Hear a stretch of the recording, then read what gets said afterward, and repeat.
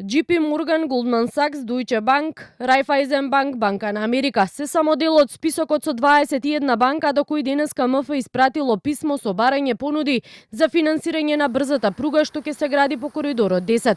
Станува збор за финансиски институции од Европа, САД, Јапонија и Обединетото кралство, од кои дел се институции со кои што земјава, како што велат од финансии, и претходно соработувала на одредени проекти, а одговорите со условите се чекаат до крајот на месецот.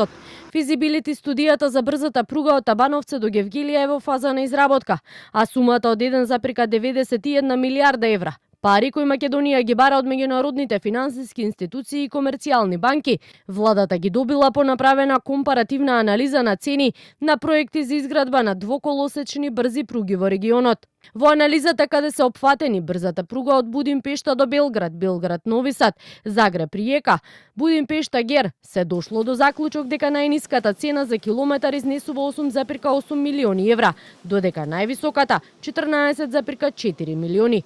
Па така согласно најниската цена, државава 200 километри ќе ја чинат 1,76 милиарди евра. Но како што велат, со дополнителните, но и непредвидени трошоци сумата може да достигне до речиси 2 милиарди евра. Од овие средства, 1,91 милиарда ќе се бараат на меѓународниот пазар, додека останатите 5% државата ќе ги обезбеди од буџетот. Оваа процената вредност е индикативна и истата е предмет на потврда или ажурирање за време на изработката на проектната документација. Премиерот Христијан Мицкоски денеска одговарајќи на новинарско прашање рече дека ако се оди по план, очекува годинава да почне изградбата. Ако се биде како што треба, оваа година очекувам почеток на изградбата на оваа пруга, која што ќе значи многу во историска смисла и е трансформационен проект за државата. Дополнително вели забрзано се работи на патната инфраструктура и коридорите 8 и 10Д. Според најавите на стартот на летната сезона следниот месец треба да биде пуштена во употреба делницата од Врбјани до Охрид. А по отстранувањето на опасната карпа која надвиснуваше на експресниот пат Градско Дреново, поточно на потегот од Фариш до Дреново, Мицкоски очекува до крајот на месецов граѓаните да може да возат и по овој патен правец. Негде до 10 јули да биде пуштена делницата од Врбјани до Охрид.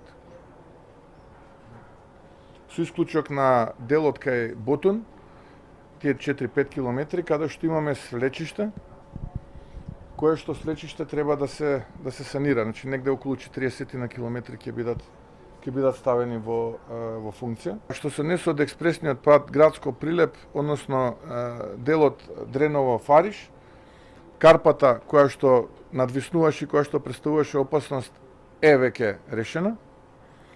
Се расчистува патот и очекувам до крајот на месецот да биде пуштена и таа секција.